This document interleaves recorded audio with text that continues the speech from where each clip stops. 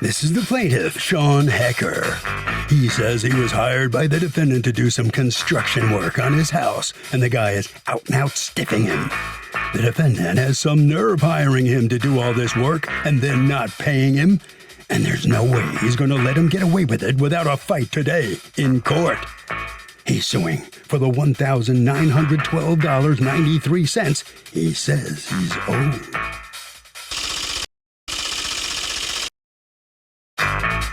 This is the defendant, Mitch Firestone.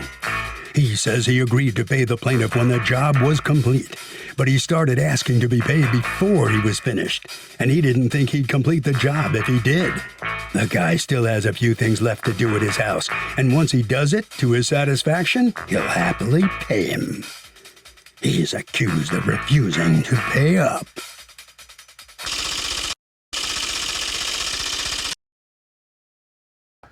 All parties, please get your right hands.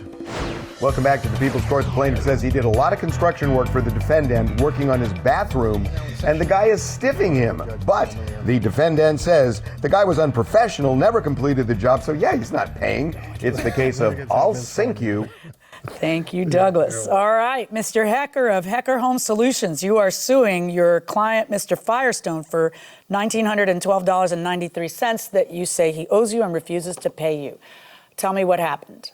I started doing work on his house back in October 9th. And by about 11/9, I had finished everything except for a transition piece that had to be put in between the two rooms. I have a question for you. Did you have a contract, a written contract with him? Yes. Okay. So you actually, I love when I see this, you actually literally put each amount for each thing instead of lumping it up and then I got to figure out stuff. So you put the amount for each thing and then he signs it. And this is your agreement with him, right, Mr. Firestone? It is an agreement, but he added after I signed it. So he added yes, what? He added where on the bottom, for example, $180 for installation of appliances. He added that 8.4% with his deductions. He added all those things on the right side where he minus. Oh, yeah, that's the extra work orders that you ordered extra work. And so he wrote those down afterwards. I get it. That's what you're saying, right? Yeah. So what ends up happening? You work there for a month and then you're done. But you know what? Can I see, does your contract have like when the payments are made? No. I told him he could pay me when the work was done. Why? Originally. Why? Right now, I'm really. Is that how you normally do business? Yes, I've been doing this for just a couple years, and I've never had a problem getting paid. But my wife has told me after this situation that you should start taking the deposit. And, yeah, what I normally see in these kinds of cases is a third up front, a third, when I do the blah blah blah. Don't say halfway. Because everybody then argues about what halfway. Don't give wiggle room. Say a third when I do the blah, blah, blah, and a third when I'm done. And every homeowner feels safe, and you feel safe, and nobody's out too much money. But just waiting until the end, look at you now. Yeah. So you finished the work except for what you were about to tell me? Except for the transition piece that had to go between, I guess you would call it dining room and exercise room. Is that in the original estimate? Yes. What number is it? Number 9. And are all these estimates just for labor, like he was providing all the products? Yes, that was just for labor. Okay. So it's time for the transition piece, and what happens? The last day that I worked there, I finished doing the trim work, and I told them, well, while I'm at the store getting the trim work and everything, I'll see if they have the transition piece. I was doubtful because it was 9 foot long that I needed, and I wasn't sure that the stores would have it. So I went to the Lowe's and Home Depot, and all they had was 8 foot.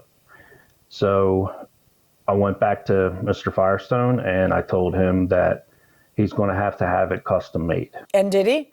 He said he did. But the piece that he got for that, he didn't like. So I was going to come the next day to put it in. So I said, well, I can give you a little more time and just let me know when you get the piece. So does he let you know? No. So how much time passes? Because now he owes you, this is the last, according to you, this is the last thing you have to do. And now it's time for him to finally pay you for all the work. And he's dragging his feet on getting the product that is the last thing you need to do.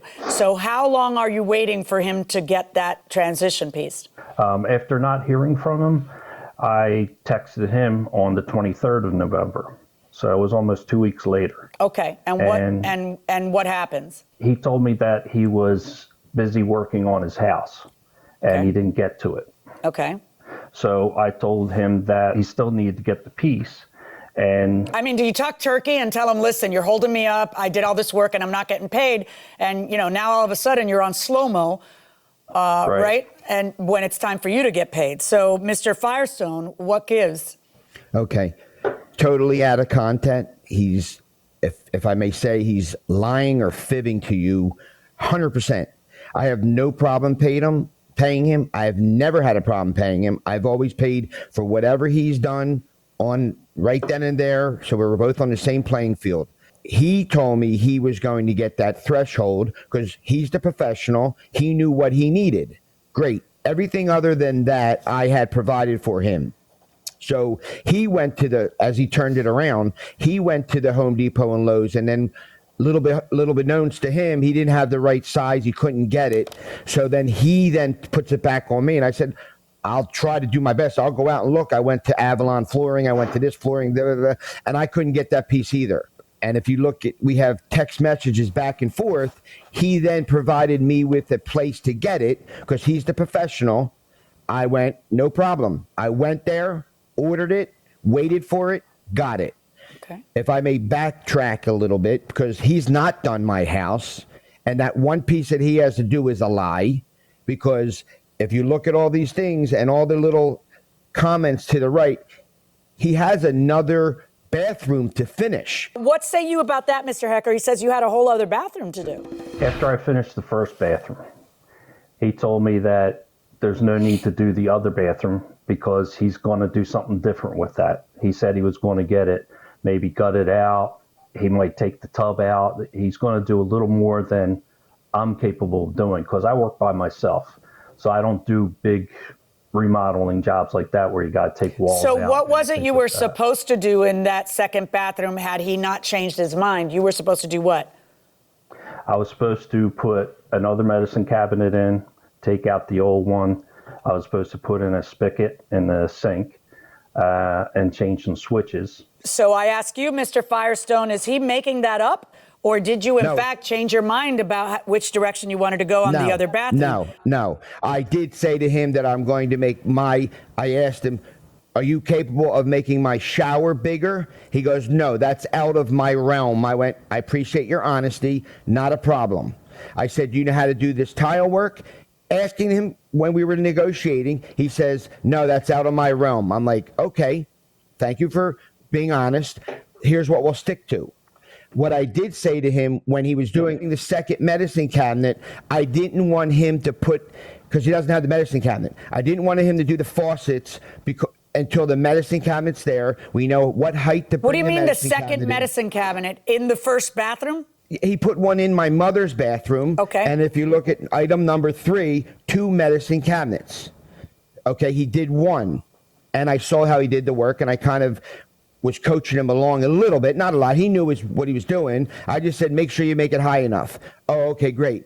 And then in my bathroom, which was the other one, he never finished. And that's what I'm saying. Well, he never started, you're saying. He didn't start it because right, and he says that he didn't because he took that bathroom off because you said to take it off because that didn't happen. No.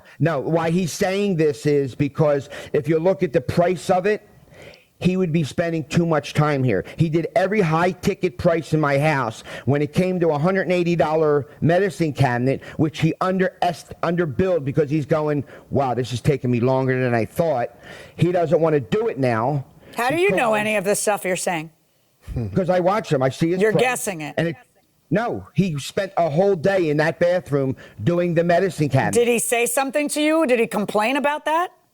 Yeah, the whole time he was complaining. He was this. I got to take this out. I got to come back again. I got. Mr. Hecker, do you have any evidence that it's Mr. Firestone who changed the contract and said, "Forget it" on the second bathroom? No, it's just a verbal. Were there any texts between you guys?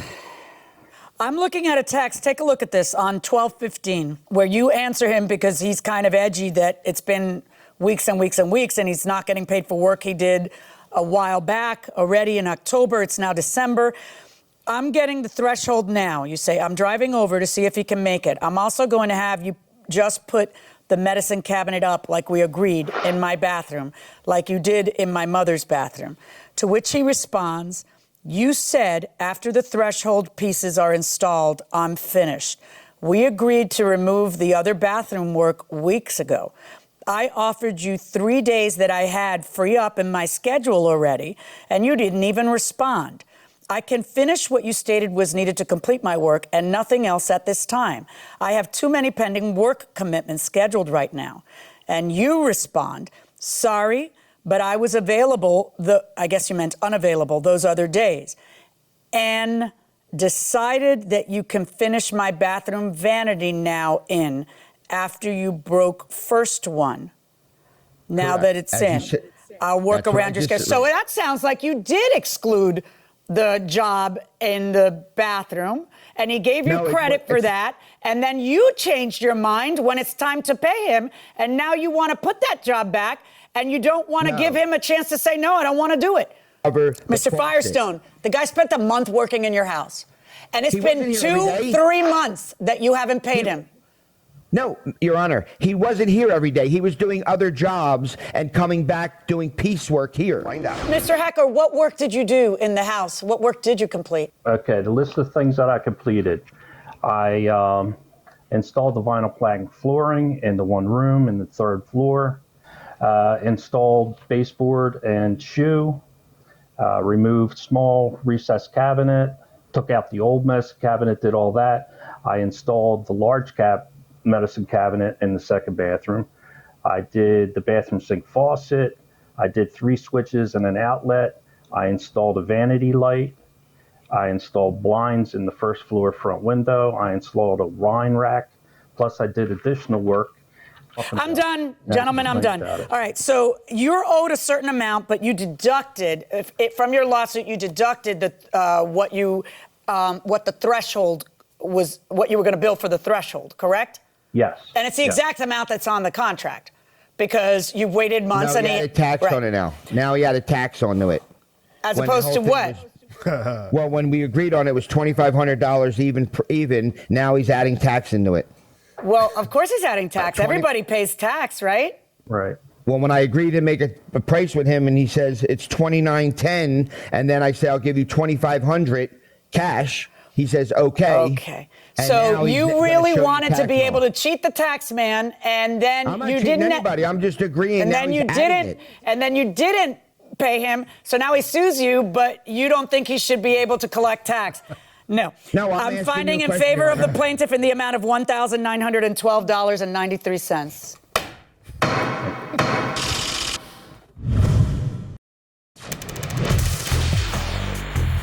What makes you most nervous?